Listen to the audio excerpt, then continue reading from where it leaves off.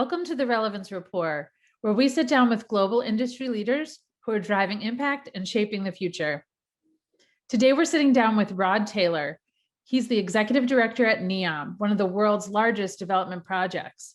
It's $500 billion worth of development, where they're really looking at sustainability and innovations in technology that are going to build the city of the future. If you want to learn more about what's happening new and next, talk to Rod. We're so happy to have him here today.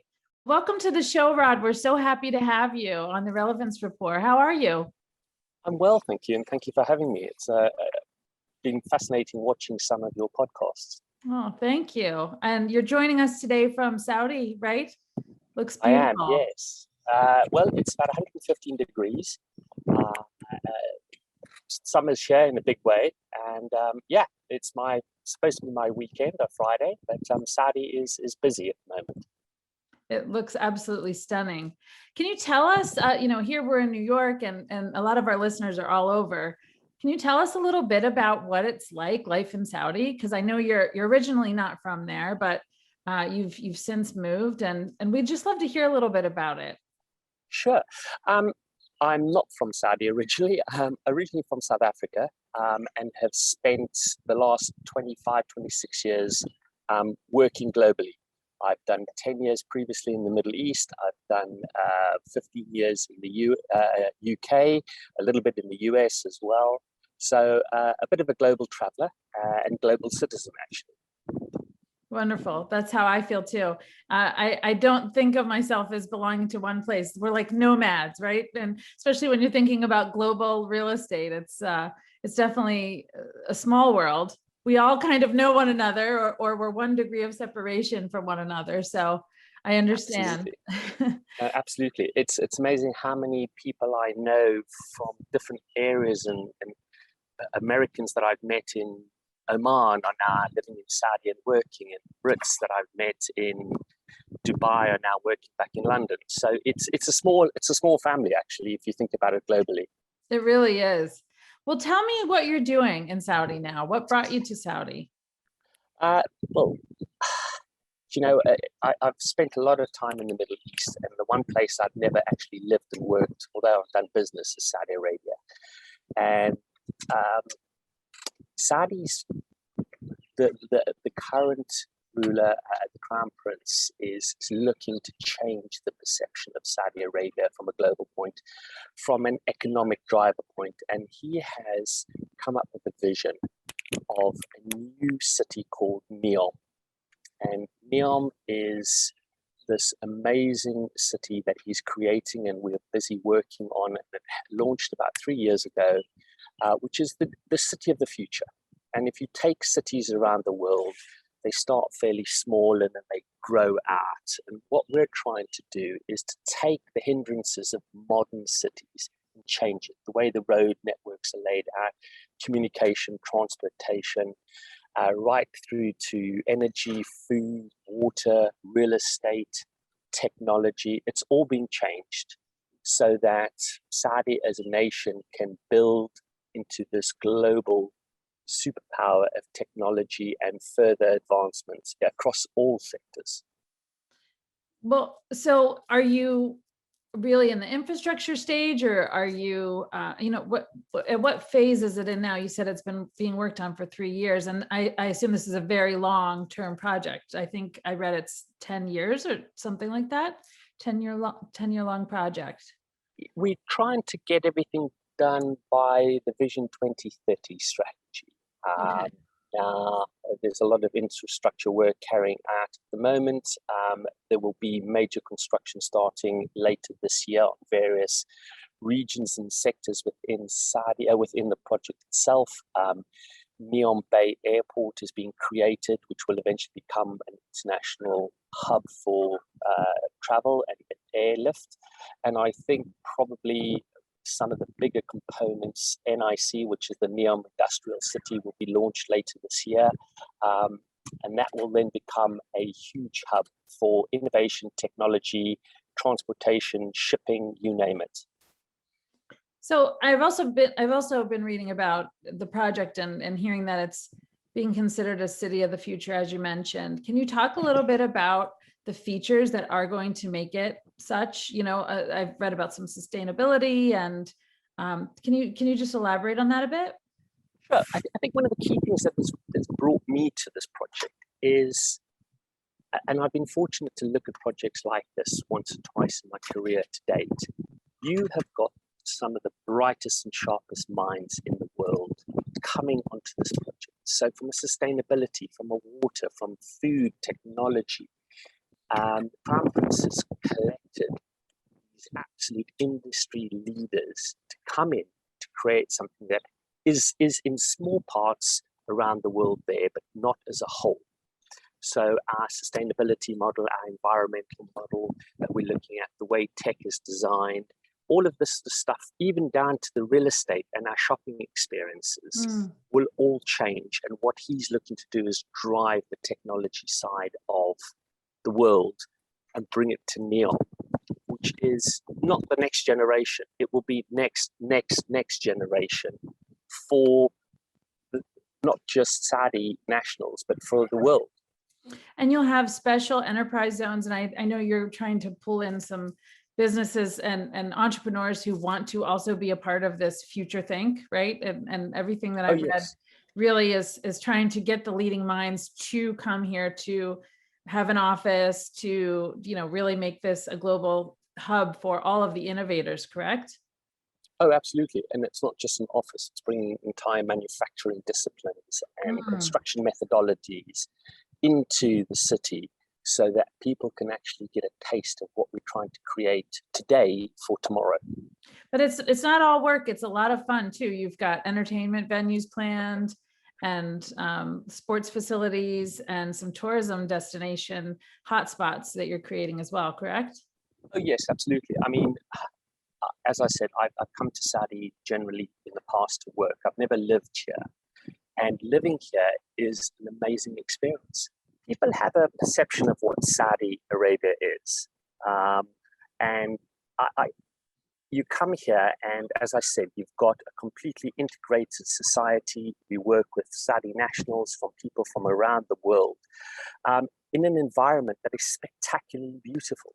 One of the places is the Gulf of Aqaba, which is a 120-kilometer coastline running along the Red Sea, from all the way from north of Hakal, which is close to the Jordanian border, all the way down south. And the sea is spectacular. The mountain ranges, the pink desert is just breathtaking. So we come here, some of the venues that we're going to create, sports and entertainment, will be featured across NEOM in these various locations as well, which I think is absolutely beautiful. Our head of sport is looking to create events here that will become Olympic in its nature. Saudi has just signed an agreement with the Saudi Olympic Federation, and that's going to create a much vibrant drive for the athletes to come and perform and train and experience what NEOM is going to offer them. That's so exciting. It's so exciting. You're just doing great things. I mean, really. And it must be so fun to flex your imagination and get to create this future city. I mean, it really is like a kid's dream, right? Like you couldn't even dream up a job this fun, because you really are getting the best of everything that you're pulling together in one hub. And I'm sure everybody around you is everybody's smarter than the next, right? It sounds like you've really got the best of the best pulled together. And you know, I think that's so great, because you're probably learning at rapid pace from one another. I'd like to be a fly on the wall in some of those meetings. I have to say, that's, for me, and having done this for a long time, sitting in meetings with some of these guys and the architects and the infrastructure team, you learn, you just absorb like a sponge. And for me, that's a crucial thing in my work. If I'm not learning, I'm stagnating. And if I'm stagnating, then I'm not at the top of my game. And therefore, sitting in these meetings, and you have long days and long nights, but it's not boring. We're working with the best architects in the world, creating these futuristic buildings, so that the generations, and we're not talking about the next generation, it's the next 3 or 4 generations that will benefit from the work we're doing today.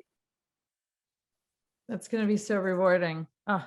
So I know you have a background in luxury real estate. You were previously at Savills, correct? And you were, really working on new development globally, right? Is that correct? That's correct. Yeah, I've worked for Savills over the past 16 years on and off at a fantastic company, and looking after the international projects that we had was just again another dream job.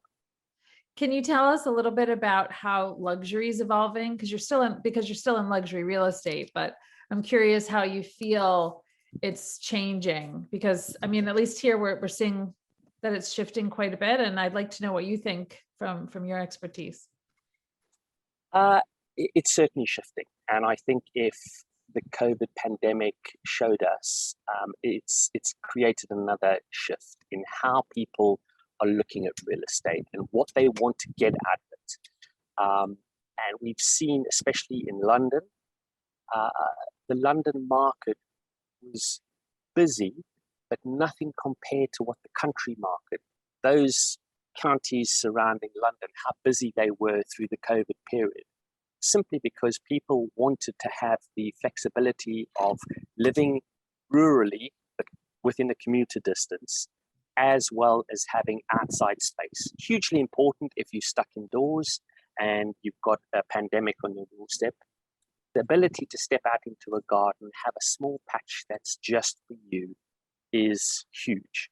And we will see a change and a shift in the way developers are looking at creating outside space in their developments. This is going to be big. You look at the Dubai market. For a long time, nobody wanted balconies. And I guarantee you the next phase of real estate in the GCC will have balconies, because people need to have that outside space. If they can't leave their apartments for whatever reason, outside space is vital. High-speed internet, small things will change, because if you are not going into your office every day, as I'm sure you guys were in the same boat as us in London, Yes. These Zoom calls and team call meetings are so frustrating, because you were either on mute or you couldn't hear or it was breaking up. So high-speed internet connectivity is another thing. When it comes to the real luxury elements, I think people are going to have a shift in what they require for their creature comforts. And I think, again, we're seeing a completely different way of people living in terms of the tech side of things and the amenities that they're looking for. Absolutely. It seems like there's also a big movement towards, being close to nature as well. And people are infusing nature into cities. It's interesting. You're seeing these living walls, and a lot of renderings that I've seen in futuristic cities have, green spilling off of the balconies. And so it's interesting to see how the inside and outside world are just melding more and more.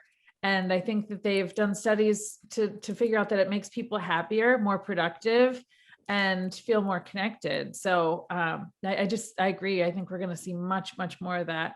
And sustainability is absolutely one of the biggest trends that everyone is concerned with right now. I know that you're working on a lot of projects that are championing that, but not only sustainability, but you're also really being conscious of how you're disrupting the environment. I think I saw something on one of the social channels where NEOM was mentioning that they're, championing, saving, and preserving the sea turtles, and so there's this consciousness that's really building in terms of how we live, what we're doing as we're building, and how we're going to, really take more thought and consideration as we're making these choices to build homes and live in homes.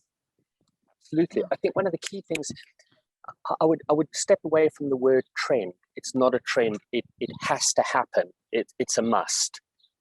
This is not a fad that's going to disappear overnight. It's a must, because if we don't, we're not going to be around on the planet much longer. And I'm a firm believer of that. And NEOM, if you take it as 100%, we are leaving 95% to nature. We're only building on 5% of the land mass of NEOM.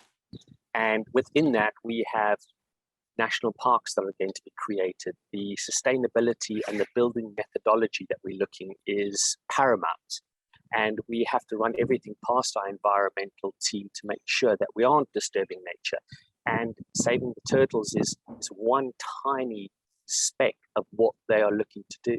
You can't build anything where we might have bad water flowing into the ocean simply because we want to build a golf course. The golf course has to be built in such a way that there's no nitrates being flooded into the ocean, because it'll change the ecosystem of the surrounding water. So all of this has to take into effect, and it's time consuming and it's expensive. And the Crown Prince has basically said, this is how he wants it to go. We must find solutions to create. We want a golf course, great, but the golf course has to make sure that it is environmentally sound, because if it doesn't, we can't have it. Smart. I think that is a fantastic way to approach the next generation of living in the city. Right, you're setting the bar first on quality and standards, and then he's challenging everyone to meet it. Like it's almost the reverse of the way a lot of things seem to get done in the other way, and so it's very interesting. Well, I'm very excited to watch this project evolve, and all of the Gulf of Aqua, all of the different places that you're developing. It sounds like there's just so much good stuff coming in this part of the world, so it's going to be transformational, and I'm excited. Absolutely. So how about other trends? I know, trends sometimes can be passing, but some are more long living. But what are some other things that you're seeing emerge here that you really love? And what are some that you maybe could live without? Are you spotting some things that you're kind of excited about recently? We're doing a very big push on e-cars and electronic cars, which are green, basically, so that the infrastructure here is going to be built so the charging stations are easily accessible. The research and development that's going into the mobility, and it's not just cars, it's sea mobility, it's air mobility, it's the movement of people, and how we can get that to be optimized, I think is very, very good. For me, the things that I could happily do without are these things. They are a lifeline, at the same time they're a bane of my life, because like most people, I have two of them and they're always going. So it is very difficult to switch off. And the only time I actually do get to switch off is when I'm under the water diving. So that's my happy, quiet place. Oh, nice. That sounds Until amazing. somebody finds a way of being able to communicate with me underwater, then I'm being got. You're in trouble. Well, it is really important to have some way of finding balance. I mean, we all need it, especially because we're so bombarded with access. And I agree that connectivity is really great, but at the same time, sometimes you don't want to be connected. You just want to unplug and, breathe Yes. a little bit. So I do think that's important.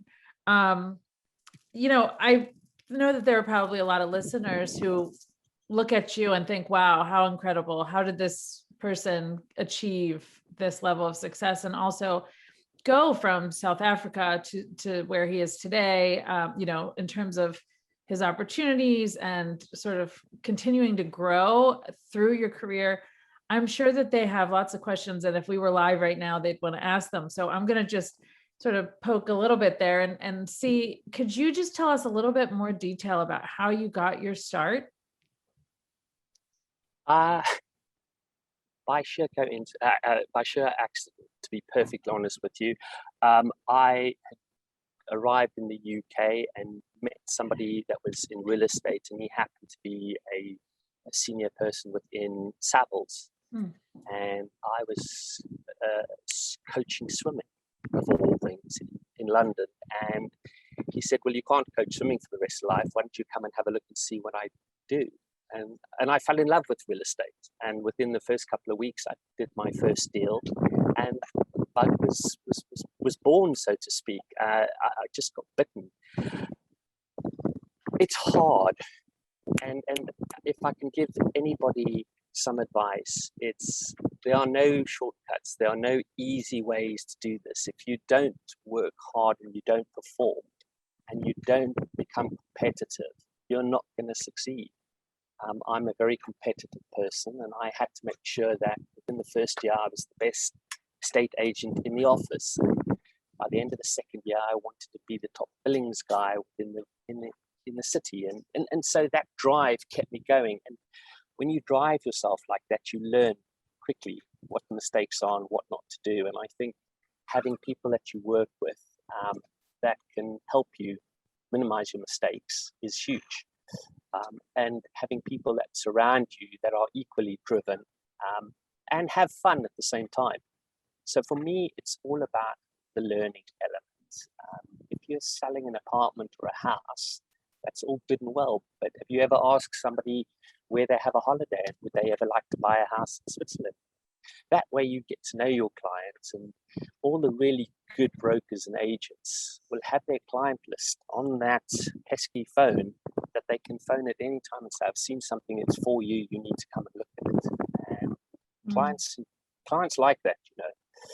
So for me, it is all about the ability to surround yourself, get into a position where you have people competing against you and with you that will drive you, and learn.